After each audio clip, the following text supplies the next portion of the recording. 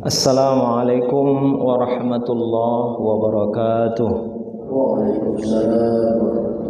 Alhamdulillahi rabbil alamin, wassalatu wassalamu ala asyrafil anbiya'i wal mursalin sayyidina wa maulana Muhammad wa ala alihi wa sahbihi ajma'in.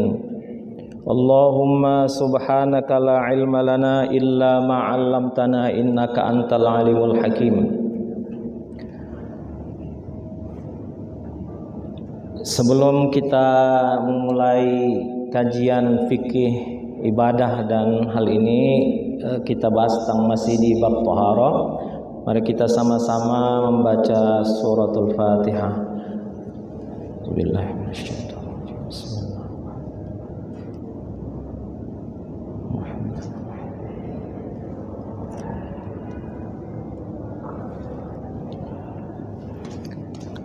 Baik, hadirin hadirat rahimakumullah, di pertemuan sebelumnya kita telah membahas tentang faraid al-wudu, apa-apa yang menjadi hal-hal yang difardukan untuk kemudian wudu itu dianggap sah. Maka pada hari ini kita masih membahas tentang wudu, tapi pada tentang sunnah-sunnahnya dan kemudian kapan atau ibadah apa selain daripada yang wajib-wajib seperti sholat, kemudian tawaf, dan kemudian memegang mushaf. Kita juga nanti akan membahas insyaallah amal-amal apa yang disunnahkan atau mustahabkan, yang sangat diinginkan dan dicintai oleh syariat kita untuk kita lakukan dengan wudhu sebelumnya. Mudah-mudahan kita tidak bosan bahas tentang wudhu ini.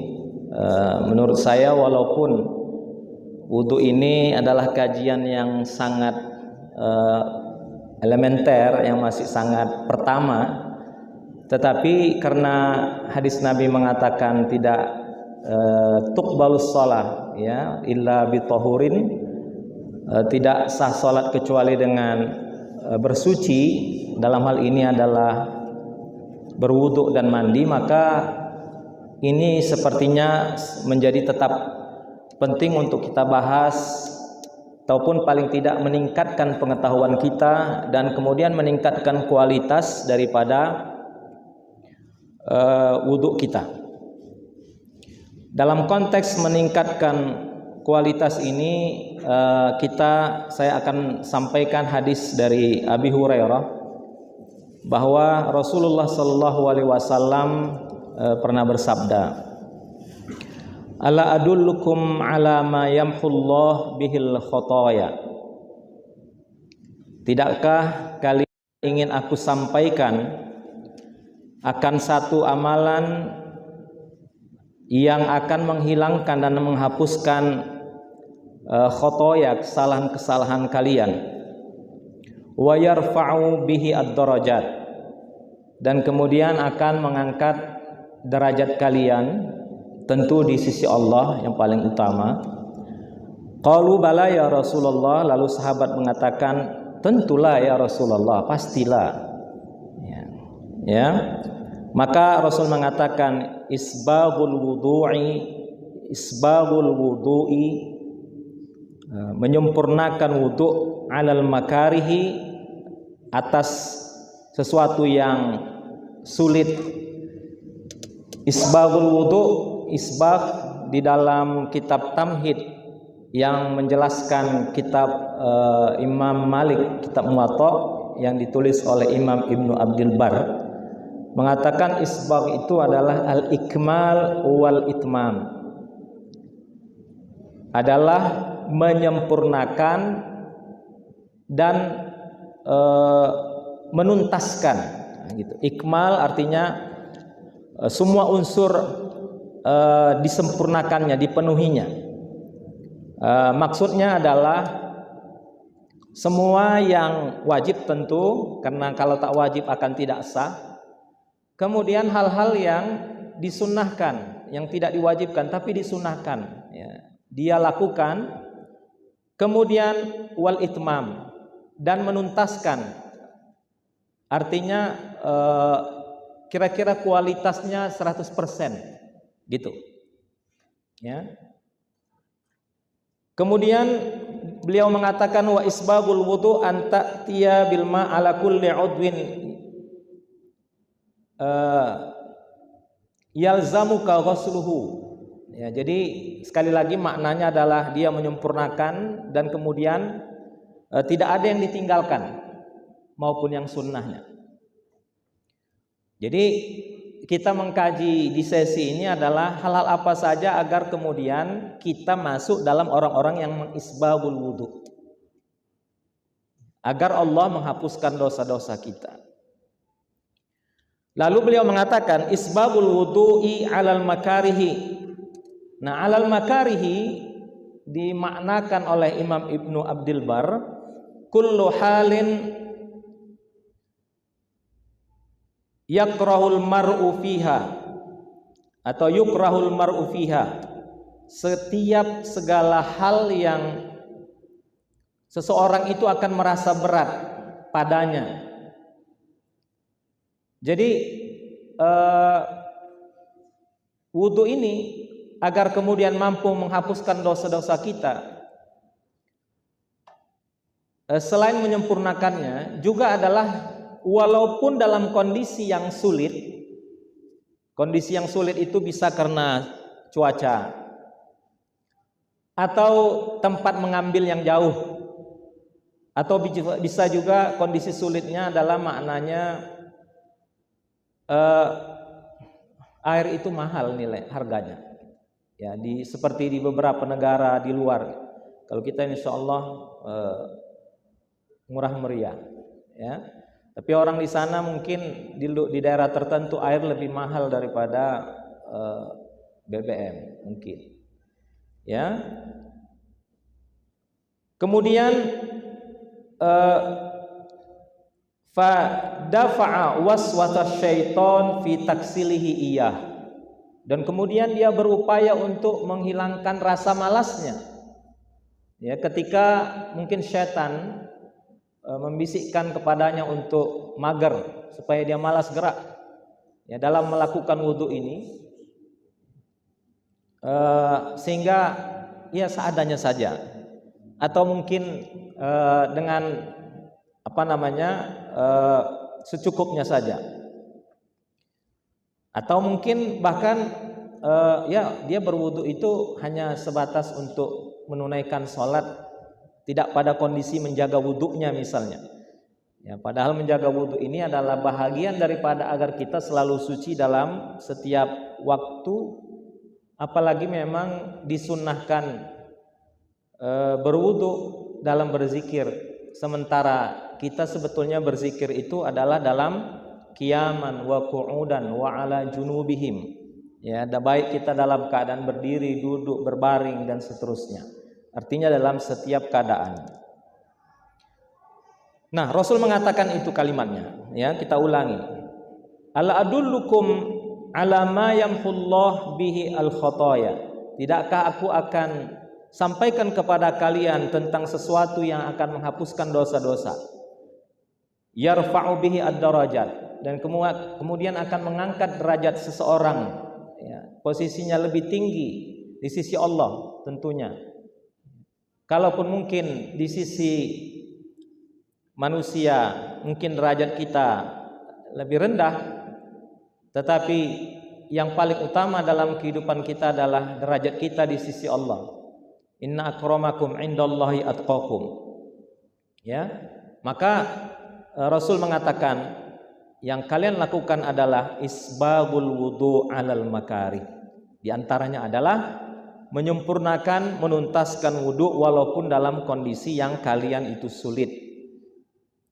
Kemudian ada dua hal lagi yang disebutkan Nabi, diantaranya adalah wa kathratul khuta ilal masajid, ya, memperbanyak langkahnya ke masjid. Ini ada dua makna. Yang paling utama maknanya adalah berupaya untuk melakukan salat berjamaah dan salatnya di masjid, ya. Wantizarus shalah ba'da shalah, dan kemudian menunggu waktu sholat pada waktu sholat yang lain. Kemarin sudah kita jelaskan seperti apa teknis dalam melakukan amal itu. Maka kata Rasul ketiga ini adalah fadzalikumur ribat, fadzalikumur ribat. Maka itu semua adalah ribat. Apa arti ribat? Ribat adalah al-muwazabah 'ala at-taharah wal ibadah ta'dilul jihad fi sabilillah. Kalau kita mendisiplinkan diri, memaksakan diri dan kemudian berupaya mengambil tingkatan yang paling utama dalam hal taharah di antaranya dalam konteks kajian kita tentang wudu, maka itu sama sebetulnya nilainya dengan orang yang berjihad, kata Rasulullah sallallahu alaihi wasallam. Dan kemudian lagi di kesempatan yang lain Rasulullah sallallahu alaihi wasallam mengatakan kepada para sahabatnya saat beliau itu mendatangi kuburan Baqi,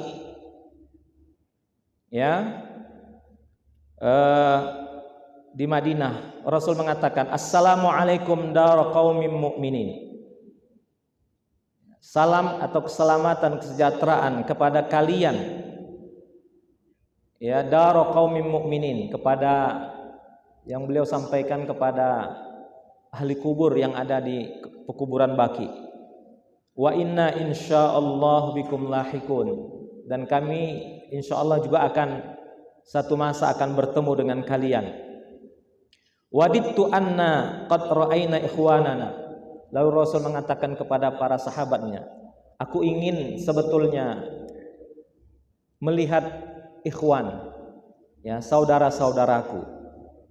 Lalu sahabat bertanya, kenapa pula engkau ingin berjumpa, padahal kan sehari-harian kan jumpa. Sehingga Rasul mengatakan, awalasna ikhwanak, bukankah kami ini adalah saudara-saudaramu? Lalu kata Rasul, antum ashabi. Enggak, kalian ini masuk kategori sahabat, bukan saudara. Wa ikhwanuna alladzina lam ya'tu ba'du. Adapun saudara-saudara yang kumaksudkan itu adalah orang-orang yang akan datang di kemudian hari, yang Rasul pun tentu tidak bertemu dengan mereka. Lalu sahabat bertanya, kaifa ta'rif man lam ya'ti ba'du min ummatika? Lah kalau begitu bagaimana engkau kenal? Bagaimana engkau kenal dengan mereka di kemudian hari, sedangkan engkau sendiri tak pernah berjumpa dengan mereka? Maka Rasul memberikan ilustrasi kepada sahabat. Ara'aita law anna rajulan lahu khailun ghurrun muhajjalatun baina zahrai khaili duhmin buhmin. Bisakah kalian membedakan sekiranya ada kumpulan ternak kuda, ternak kudanya pada hitam semuanya, tetapi ada yang kuda yang kepalanya putih dan kemudian kakinya juga ada berwarna putih atau bercak putih. Bisakah kalian membedakannya? Lalu kata sahabat, kalau begitu pasti bisa kami membedakannya ya Rasulullah. Begitu jugalah nanti, kata Rasulullah sallallahu alaihi wasallam, mereka itu pun nanti fa innahum ya'tuna ghurran muhajjalin minal wudu.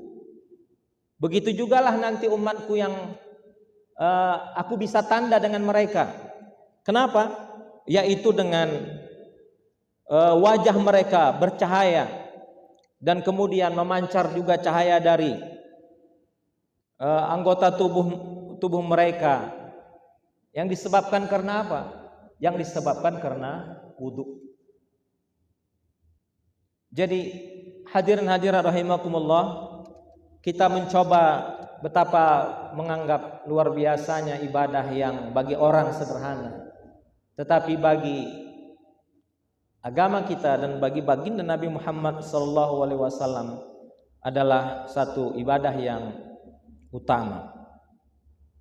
Dan di akhir hadis itu Rasul mengatakan wa ana faratuhum 'alal haud, dan aku sudah menanti mereka di telaga. Ketika mereka nanti aku coba untuk mengenalinya. Baik hadirin hadirat rahimakumullah, untuk sebab itu maka kita juga harus mempelajari, memaknai dan mengamalkan ya sunnah daripada wudhu ini. Di antaranya adalah at-tasmiyah fi awwalihi, membaca basmalah di awalnya.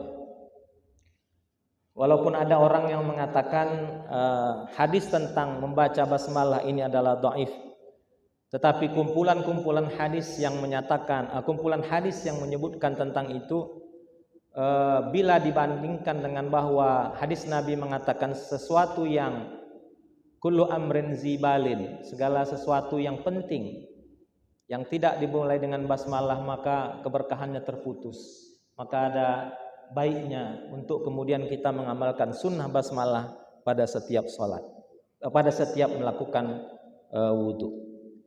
Yang kedua, bersiwak. Siwak ini sebetulnya pada asalnya merujuk kepada apa yang telah diamalkan oleh orang-orang terdahulu, bahkan sebelum zaman Nabi dan sampai kepada zaman Nabi Rasulullah SAW, yang umumnya diriwayatkan mereka menggunakan kayu siwak yang disebut dengan kayu yang berasal dari syajar araq, syajaratul araq. Nah, macam mana bentuk syajaratul araq ini? Saya sendiri sebetulnya belum pernah melihatnya persis ya pohonnya, tetapi di dalam jurnal ada, di dalam kalau dicari di internet juga bisa, yang di dalam bahasa Latinnya disebut dengan Salvadora persica. Yang bahan ini kata ulama fikih, meskipun bisa sunnah daripada bersiwak ini digantikan dengan apa yang kita temukan sekarang ini, tetapi kelebihan daripada kayu siwak itu sangat luar biasa di dalamnya, karena banyak zat-zat yang kemudian memberikan kebaikan mulut kita dan kemudian juga pencernaan. Bahkan WHO sendiri sudah merekomendasikan ya, ini menjadi salah satu alat yang benar untuk membersihkan gigi dan mulut secara alami. Bahkan di tulisan jurnal disebutkan zat yang ada di dalamnya juga mampu menguatkan organ tubuh kita, terutama ginjal. Nah, tetapi dalam menggunakan siwak ini tentu ya harus lihat situasi dan kondisi. Mungkin kalau bagi wanita karena gusinya mungkin lebih sensitif terhadap sesuatu yang keras, maka harus benar-benar hati-hati. Oleh karena itu dipilihlah yang recommended, yang memang dia tidak keras, batangnya lembut, ya, kemudian higienis.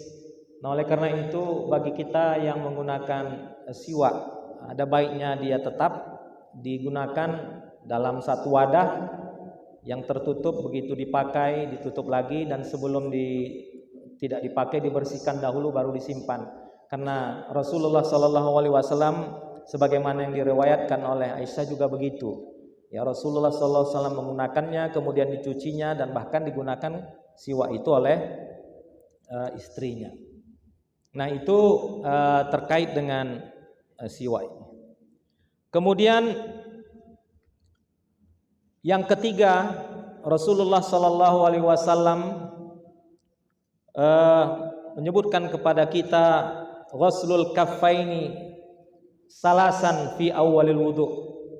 Walaupun kita ghuslul kaffaini artinya membasuh tangan.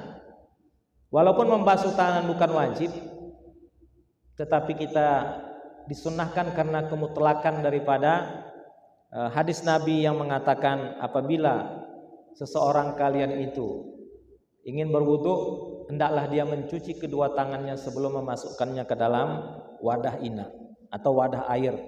Terutama kalau kita berwudu di tempat-tempat tertentu yang biasa orang kadang ada kayak kolam wadah air yang besar, yang kemudian nggak ada gayungnya di situ, nggak ada pancurannya, maka orang langsung ngambilnya dengan tangan.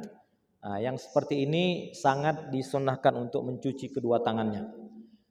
Kemudian berkumur dan beristinsyak. Di dalam riwayat, kumur dan istinsyak Rasulullah Sallallahu Alaihi Wasallam melakukannya sekali, artinya sekaligus, ya, mengambilnya sekaligus dari tangannya ke mulutnya langsung ke hidung, dan bahkan disunnahkan mubalaghah fil istinsyak, ya, diupayakan mubalaghah. Mubalaghah itu diupayakan maksimal untuk sampai kepada batang hidung waktu memasukkan air, kecuali waktu puasa, ya. Dan kemudian mengeluarkannya, memancarkannya dengan menekan dengan tangan kiri.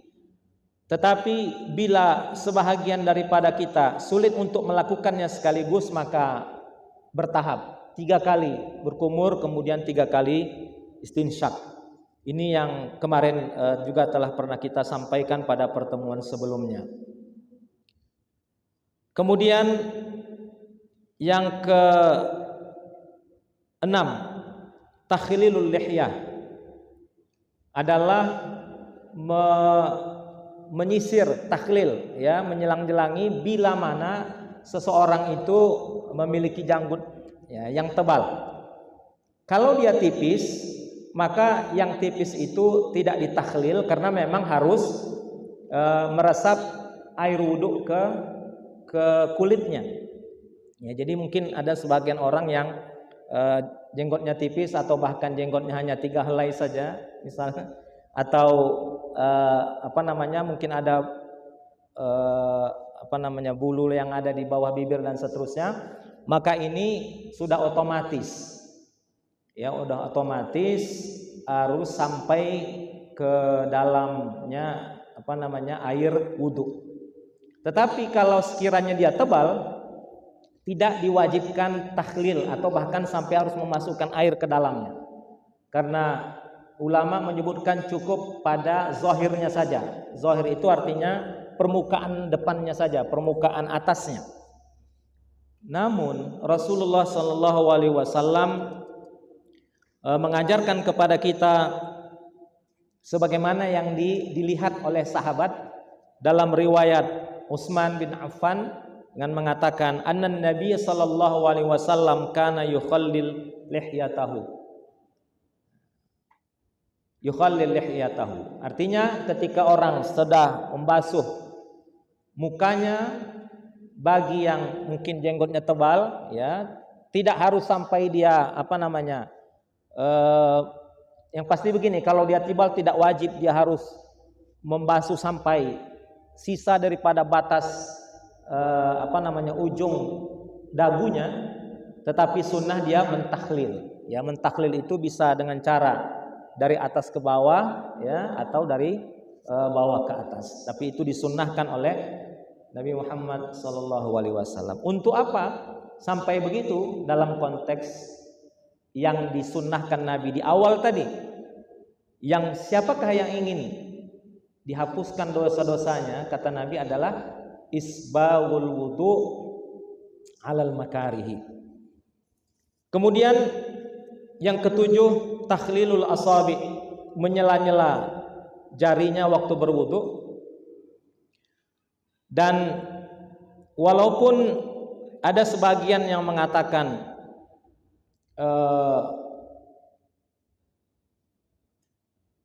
itu adalah sesuatu yang wajib, tetapi ulama dan dalam hal ini Ustadz Syekh Said Sabiq dalam fikih sunnah memasukkannya kepada yang sunnah.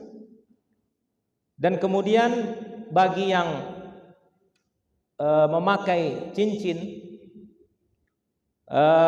hendaklah dia menggerak-gerakkan cincinnya yang yang di tangannya agar kemudian air itu masuk ke dalam. Walaupun khobar atau riwayat tentang Rasul mentakhlil itu derajat hadisnya derajat yang tidak sahih, tetapi dalam konteks kita mengatakan isbagul wudu tadi, menyempurnakan dan menuntaskan wudu, maka itu perlu kita lakukan saat kita membasuh kedua tangan kita sementara kita memakai cincin ataupun ada yang memakai gelang. Kemudian yang berikutnya taslith al-ghusl, mencucinya 3 kali karena ini sunnah Rasul, atau ada yang 2-2. Jadi kalau kita berwudu 2-2 juga tidak apa-apa, ya. Atau bahkan sekali saja itu juga tidak apa-apa dan itu sah, tetapi disunnahkan taslith 3 kali kecuali membasuh kepala, ya, kecuali membasuh kepala dan kemudian dilanjutkan dengan membasuh telinga. Membasuh telinga tidak perlu mengambil air yang baru, tetapi cukup dengan sisa daripada air yang ada di kepala langsung digunakan untuk membasuh telinga. Mengapa demikian? Dalam konteks bahwa di dalam riwayat itu Rasulullah Shallallahu Alaihi Wasallam berwudu dengan kadar air yang disebutkan itu muddun. Muddun itu kira-kira 1/3 liter. Dan kemudian dengan mandi 1 sok. Ya, 1 sok itu setara dengan kurang lebih 5 mud, berarti nggak sampai 5 liter. Jadi Rasul itu berwudu dengan 1/2 liter, ya, maksimum, dan kemudian mandi dengan 5 mud atau setara dengan 1 sok. 1 sok itu setara dengan kurang lebih 4 liter air. Dan kalau kita gunakan air kemasan ini, ya ini sebetulnya sudah cukup karena dia hampir setara dengan 1 mud karena dia 600 ml. Kemudian yang selanjutnya at-tayamun. Ya, at-tayamun itu memulai dari sebelah kanan. Jadi tayamun adalah sunnah, ya, bukan wajib. Sehingga kalau sekiranya ada orang dalam kondisi tertentu, misalnya terpaksa dia, atau tidak pun terpaksa barangkali, ya, dari kiri dulu baru kanan adalah tetap sah. Tetapi yang disunnahkan adalah tayamun. Kemudian yang berikutnya menggosok-gosok, ya, tangan, ya, secara maksimal sebagaimana Rasulullah SAW mencontohkan kepada para sahabat perbuatan itu dengan mengatakan sebagaimana yang diriwayatkan oleh sahabat Rasulullah SAW, anna nabiyya tawadda'a faja'ala yaqulu hakadha yudallik, sebagaimana yang diriwayatkan oleh Ibnu Khuzaimah. Ya, jadi Ibnu Khuzaimah mencontohkan kepada para sahabat bagaimana Rasulullah SAW benar-benar menggosok tangannya, bahkan melebihi sikunya, ya, melebihi sikunya, lebih daripada sebatas sikunya. Mungkin kalau kita itu sudah menjadi hal yang biasa, tetapi bagi sebagian orang untuk melebihkan ke siku itu kadang juga adalah menyulitkan. Nah, oleh karena itu, agar kemudian kita mendapatkan sunnah tingkat yang sulit, maka berupayalah untuk berwudu itu benar-benar dalam kondisi kita rileks. Rileks itu maksudnya bukan karena kondisi pakaian kita yang sempit, ya, kemudian untuk melipatnya saja susah. Nah, silakan kita tetap menjaga outfit kita yang mungkin menyesuaikan dengan tren masa kini, tetapi bagaimana jangan sampai tren itu menghalangi kita untuk mendapatkan keutamaan daripada agama kita yang diajarkan oleh baginda Nabi Muhammad Rasulullah Sallallahu Alaihi Wasallam. Kemudian yang berikutnya ad-du'a asna'at al-wudu, membaca doa di sepanjang kita melaksanakan wudu. Walaupun wudu ini tidak ada doa yang diajarkan dari Rasulullah Sallallahu Alaihi Wasallam kecuali hadis Abu Musa al-Ash'ari yang mengatakan, ataitu Rasulullah Sallallahu Alaihi Wasallam biwuduin fatawadda'a fasami'tuhu yaqul. Kata beliau, aku mendatangi Rasulullah dan kulihat dia berwudu, lalu kemudian ku dengar dia membaca. Apa bacaannya? Allahumma ighfirli dzambi. Ya Allah, ampunkan dosaku. Wa wasi'li fi dari. Kemudian luaskanlah tempat tinggalku. Mungkin tempat tinggal ini ada dua, tempat tinggal kita di dunia dan tempat tinggal nanti kita di alam kubur. Kemudian wa barik li fi rizki, dan kemudian berikan rezeki keberkahan kepadaku. Jadi ada tiga yang didengar dari Rasulullah sallallahu alaihi wasallam.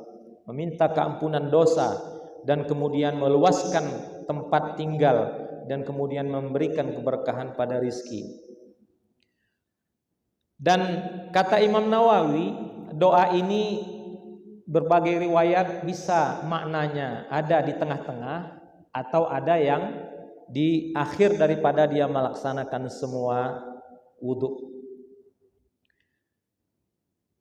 Dan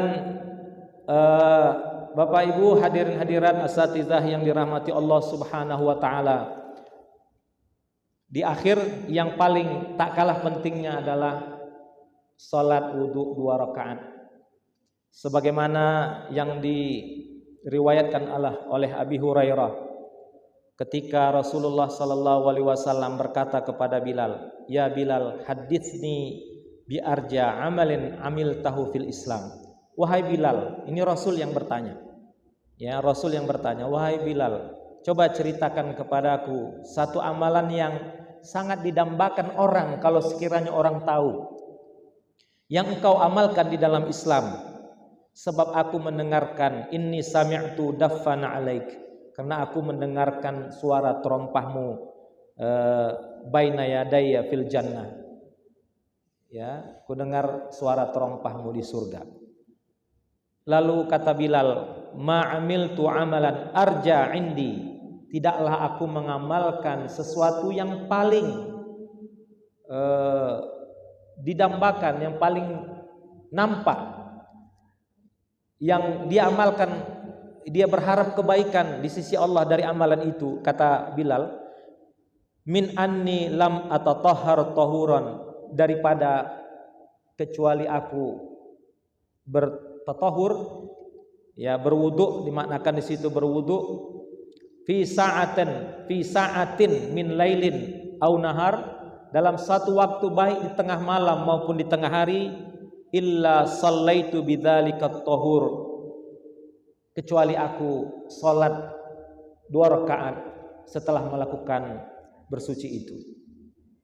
Sehingga kemudian kata Uqbah bin Amir, bersabda Rasulullah sallallahu alaihi wasallam dalam riwayat lanjutannya, "Ma ahadun yatawadda," tidaklah seseorang itu berwudu, fayuhsunil wudu, lalu dia benar-benar membuat wuduknya menjadi baik dengan menyempurnakan yang wajib, menambahkan dengan yang sunnah-sunnahnya, tidak ada satupun dalam rangkaian sunnah itu dia tinggalkan.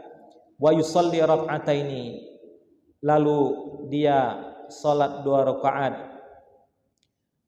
Maka kata Nabi Muhammad sallallahu alaihi wasallam, jika itu jujur, ya tentu jujur karena ibadah kepada Allah, wajabat lahul jannah, maka wajib baginya, dia dipastikan untuk mendapatkan surga. Riwayat Imam Muslim, Abu Daud, Ibnu Majah, Ibnu Khuzaimah di dalam kitab sahihnya.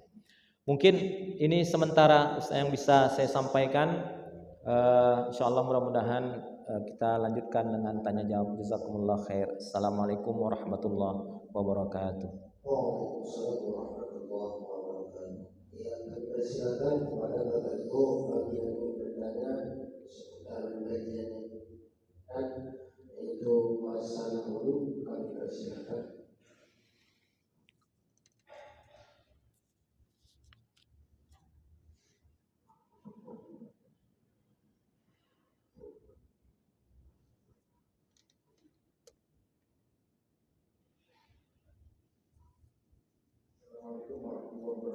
Waalaikumsalam warahmatullahi wabarakatuh.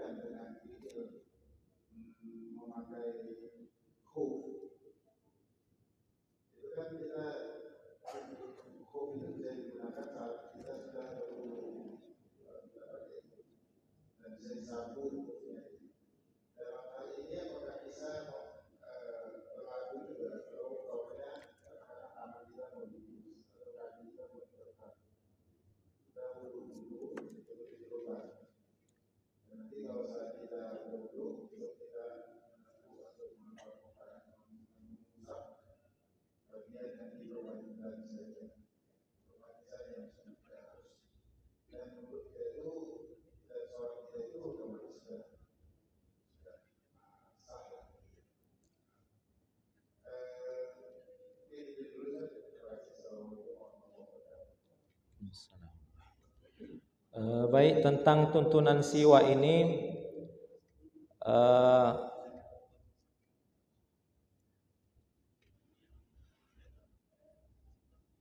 karena mungkin bukan budaya kita, ya.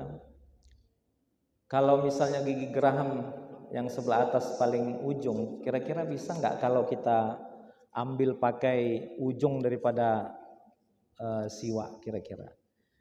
Sebetulnya kalau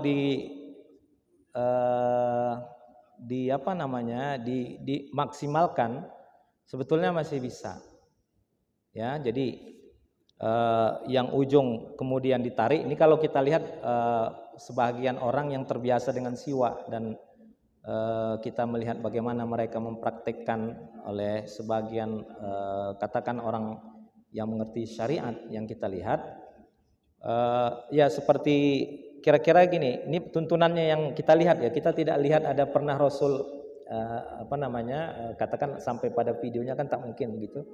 Ya, yang di samping ditarik begitu, karena ini kan ada ujung kasar-kasar bulu-bulunya, ya. Setelah dikupas kulitnya, ya ini sengaja nggak diambil contoh karena kurang pas juga kalau misalnya dibawa yang sudah dipakai. Ya, kita kupas kulitnya, kemudian nampak yang putihnya, lalu kita gigit ujungnya sehingga keluar bulu-bulunya, dan bulunya itu dia akan menyebar. Nah, itu yang bisa ditekankan untuk ditarik gitu. Adapun yang di depan dan di atas itu seperti biasa menurut tuntunan kita bersikat gigi sebagaimana yang diajarkan oleh dokter-dokter gigi. Tetapi memang sekali lagi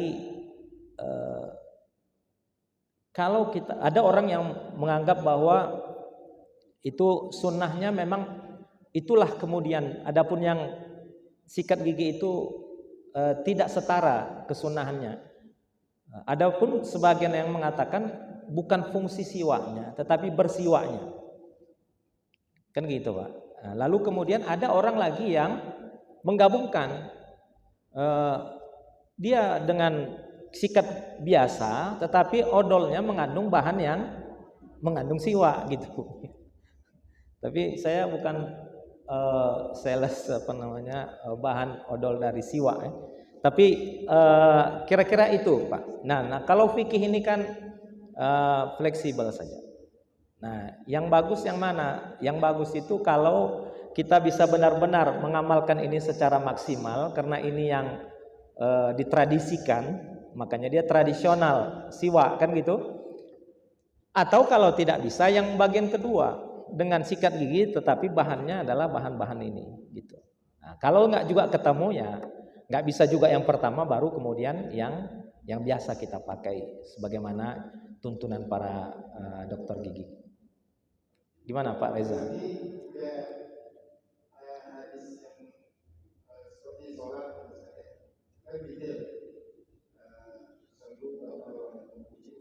Ya, Kalau siwak itu kayaknya cuma sebatas sunnah. doa. Iya, iya. Bagaimana tuntunan Rasulullah itu ada hadisnya?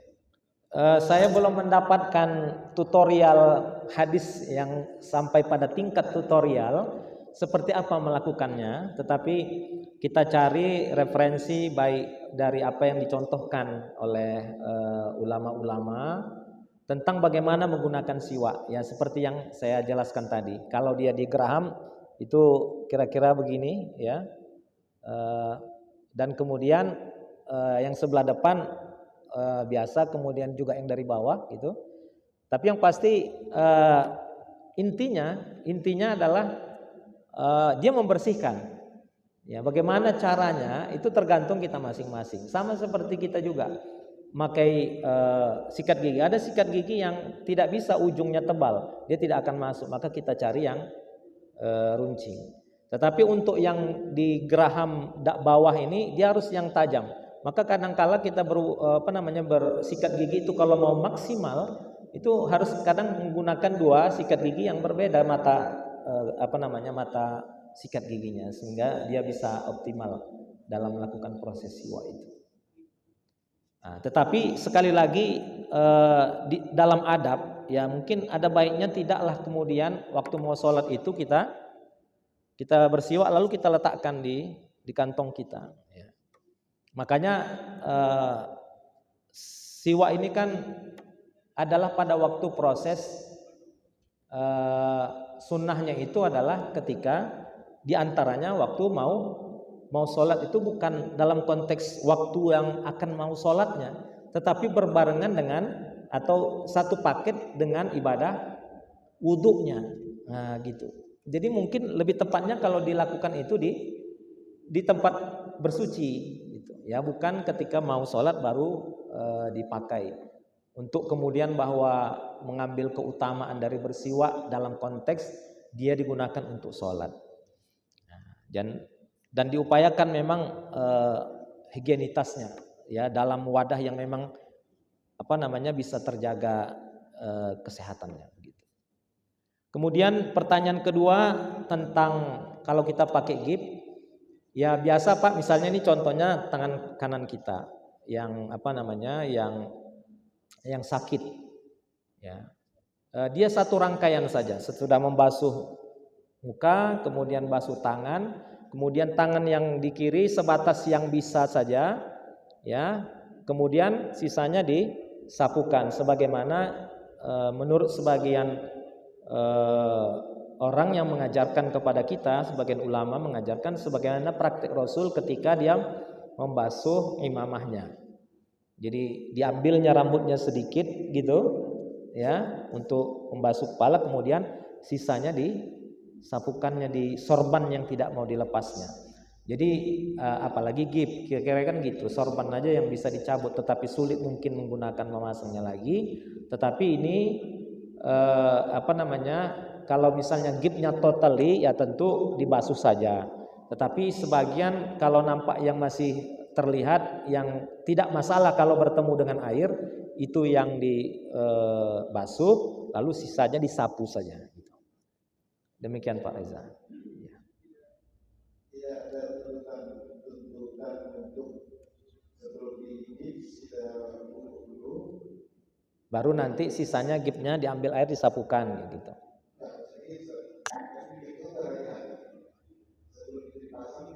Oh, oke. Apakah sebelum itu dipasang kita berwuduk dulu? Mungkin ada baiknya untuk kita lakukan untuk isbagul wudhu. Karena mengambil begini, kenapa orang yang wafat saja itu tetap harus kita wudhukan? Ya, biar ketika dia di dalam keadaan yang tidak mampu berwudhu lagi, wudhu itu sangat penting di dalam perjalanan kehidupan kita juga nanti sampai di alam kubur. Nah, begitu juga lah mungkin gip sebelum dipasang memang ada baiknya kita berwudhu kalau bisa kita lakukan. Ya, ini luar biasa bagusnya itu kita lakukan untuk menyempurnakan sebagaimana yang Rasul maksudkan. Demikian Pak Reza. Iya. Waalaikumsalam. Bagaimana Ustaz dengan di dalam keseharian ada hal yang buruk. Kita merasa ini ada di rasa dua orang yang sedikit belum tuntas atau rasa maksudnya mereka sengaja gitu kan. Kalau jadi merasa sering dulu pokoknya itu belakang kayak ada rasa kayak kuat tidak ada rasa apapun. Dalam kondisinya mungkin dia di susah dari istighfar atau misalnya di masjid haram yang udah pulang ke apakah pertanyaan itu dilanjutkan atau tidak? Yang kedua, pernah juga melihat di ibu-ibu yang mungkin waktu itu beliau batal kayaknya mau berwudu dan itu ada jauh jadi tempat berwudu ya ada aqua yang tidak boleh jadi ya menggunakan air kita itu seadanya tapi apakah itu harus itu gimana menurut apakah itu gimana atau harus kembali ke tempat kalau tidak ada Yang kedua tadi dia menggunakan air kemasan satu. Oke, baik. Ya. Kalau kita gini, ada orang memang udah sakit beser namanya. Beser itu tidak bisa berhenti sendiri. Tidak bisa kita hentikan, dia keluar sendiri. Maka ini kan sudah kategori yang uzur. Maka yang seperti itu tidak lagi dianggap bahwa keluarnya itu adalah merupakan pembatalan. Hanya saja untuk melakukan satu ibadah sekali lagi maka dia harus mengulanginya, kira-kira begitu. Dan memang diharuskan dia menggunakan sesuatu yang menutup supaya tidak merembes ke baju luarnya, karena kan disyaratkan suci pakaian, maka bagusnya pakai pampers, ya, pampers dewasa atau yang biasa digunakan kalau orang uzur itu.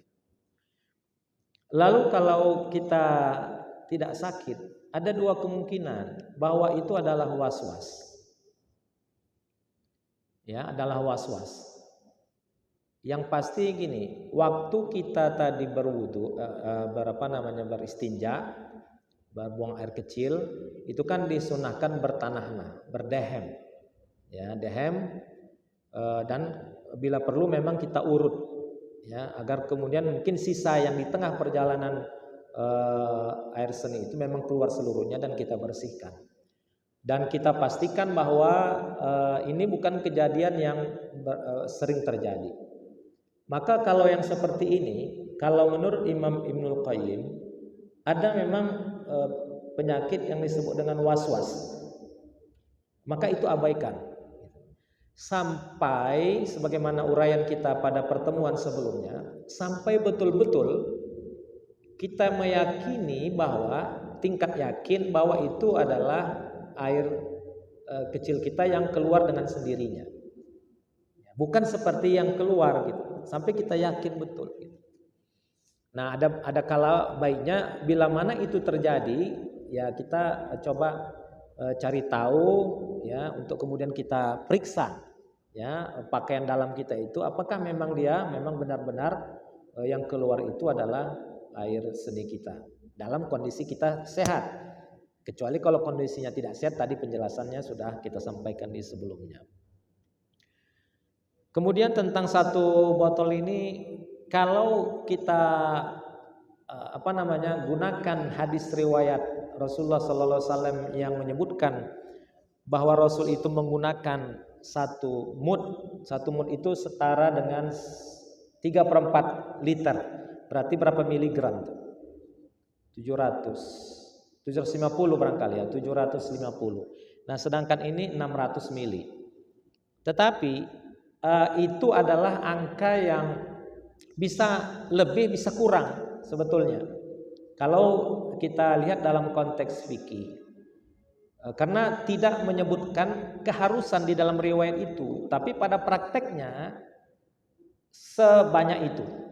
Ya, sama sebagian orang ketika memaknai sholat qasar. Kalau menurut mazhab Syafi'i dia harus kurang lebih 82 km.